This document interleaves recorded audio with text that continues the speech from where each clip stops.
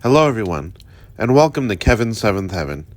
Today we reach the conclusion of A Christmas Carol by Charles Dickens, with Stave 5, the end of it. Yes, and the bedpost was his own, the bed was his own, the room was his own. Best and happiest of all, the time before him was his own to make amends in. "I will live in the past, the present, and the future," Scrooge repeated, as he scrambled out of bed. "The spirits of all three shall strive within me. Oh, Jacob Marley, heaven and the Christmas time be praised for this. I say it on my knees, old Jacob, on my knees." He was so fluttered and so glowing with his good intentions that his broken voice would scarcely answer to his call. He had been sobbing violently in his conflict with the spirit, and his face was wet with tears. "They are not torn down," cried Scrooge, folding one of his bed curtains in his arms. "They are not torn down, rings and all. They are here. I am here. The shadows of the things that would have been may be dispelled. They will be. I know they will." His hands were busy with his garments all this time, turning them inside out, putting them on upside down, tearing them, mislaying them, making them parties to every kind of extravagance. I don't know what to do," cried Scrooge, laughing and crying in the same breath, and making a perfect leccoon of himself with his stockings. "I am as light as a feather. I am as happy as an angel. I am as merry as a schoolboy. I am as giddy as a drunken man. A Merry Christmas to everybody. A Happy New Year to all the world. Hello here. Whoop! Hello!" He had frisked into the sitting room and was now standing there, perfectly winded. "There's the saucepan that the gruel was in," cried Scrooge, starting off again and going round the fireplace. "There's the door by which the ghost of Jacob Marley entered. There's the corner where the ghost of Christmas present sat. There's the window where I saw the wandering spirits. It's all right. It's all true. It all happened. Ha ha ha ha ha!" Really, for a man who had been out of practice for so many years, it was a splendid laugh, a most illustrious laugh, the father of a long, long line of brilliant laughs. "I don't know what day of the month it is," said Scrooge. "I don't know how long I've been among the spirits. I don't know anything. I'm quite a baby. Never mind. I don't care. I'd rather be a baby. Hello! Whoop! Hello here!" He was checked in his transports by the churches ringing out the lustiest peals he had ever heard. Clash, clang, hammer, ding, dong, bell, bell, dong, ding, hammer, clang, clash. Oh, glorious, glorious! Running to the window, he opened it and put out his head. No fog, no mist, clear, bright, jovial, stirring cold, cold, piping for the blood to dance to. Golden sunlight, heavenly sky, sweet fresh air, merry bells. Oh, glorious, glorious! "What's today?" cried Scrooge, calling downward to a boy in Sunday clothes, who perhaps had loitered in to look about him. "Eh?" returned the boy, with all his might of wonder. "What's today, my fine fellow?" said Scrooge. "Today?" replied the boy. "Why, Christmas Day." "It's Christmas Day," said Scrooge to himself. "I haven't missed it. The spirits have done it all in one night. They can do anything they like. Of course they can. Of course they can. Hello, my fine fellow." "Hello," returned the boy. "Do you know the poulterers in the next street but one, at the corner?" Scrooge inquired. "I should hope I did," replied the lad. "An intelligent boy," said Scrooge. "A remarkable boy. Do you know whether they've sold the prize turkey that was hanging up there? Not the little prize turkey, the big one."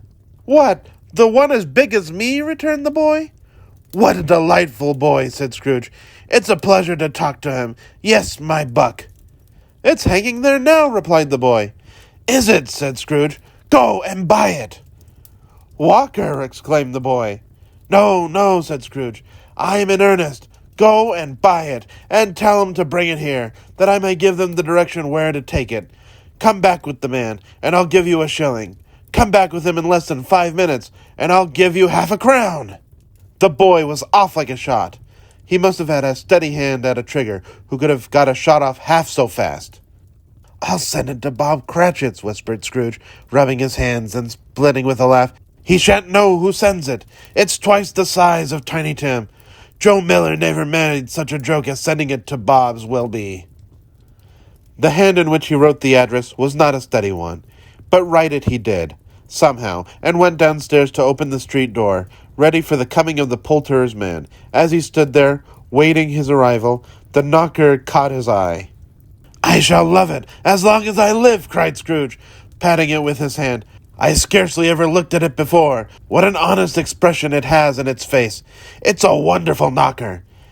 Here's the turkey. Hullo! Whoop! How are you? Merry Christmas!" It was a turkey. He never could have stood upon its legs, that bird. He would have snapped 'em short off in a minute, like sticks of sealing wax. "Why, it's impossible to carry that to Camden Town," said Scrooge. "You must have a cab."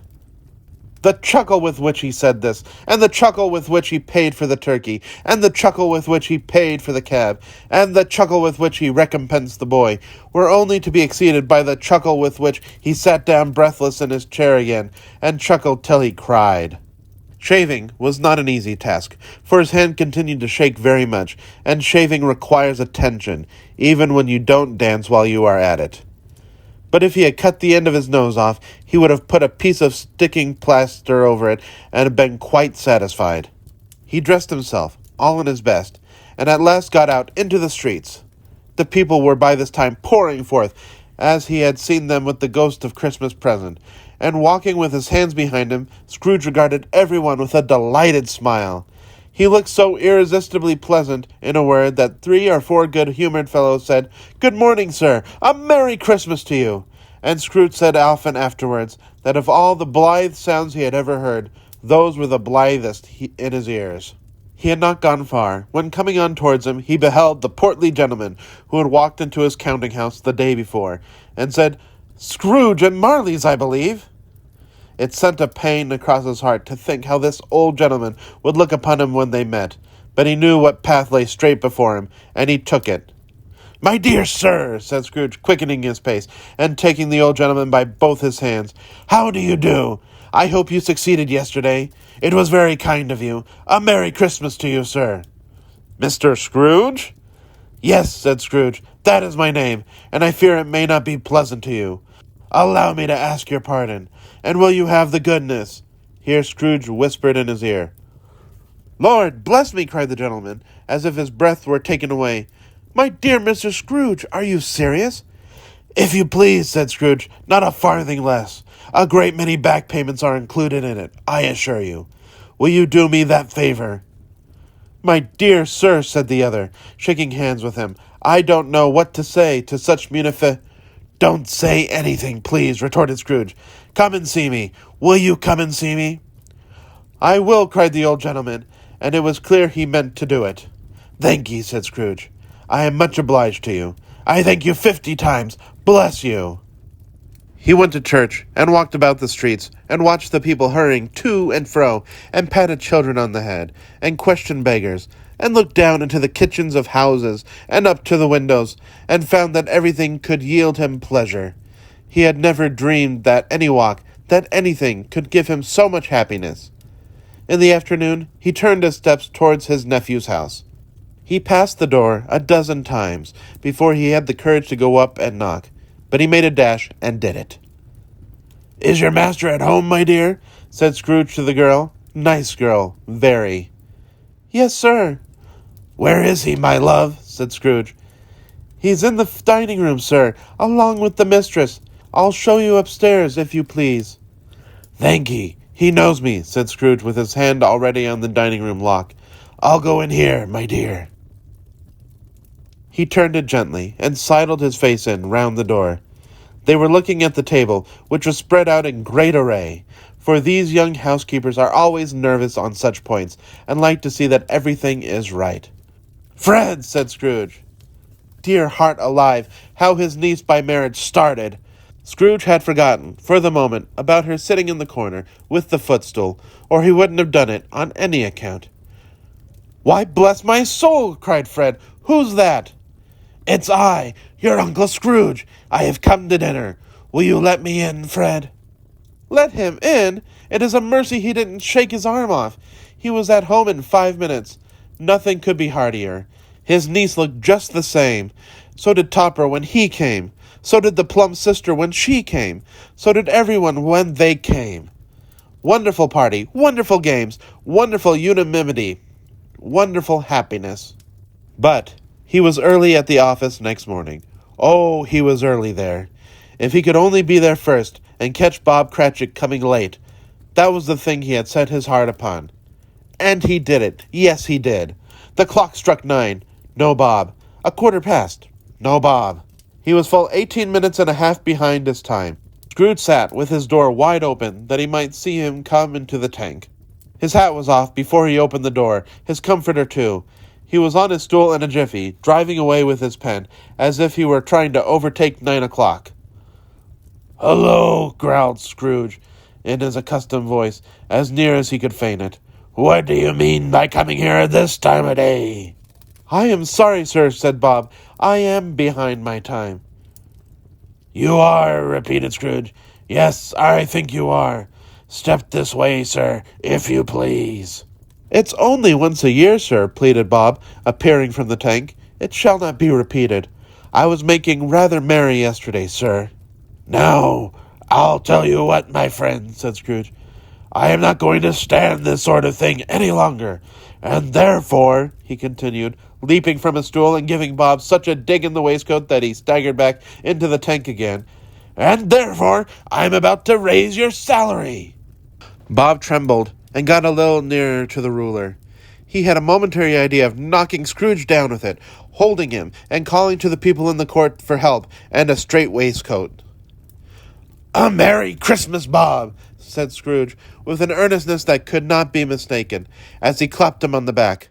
"A merrier Christmas, Bob, my good fellow, than I have given you for many a year. I'll raise your salary, and endeavor to assist your struggling family, and we will discuss your affairs this very afternoon, over a Christmas bowl of smoking bishop.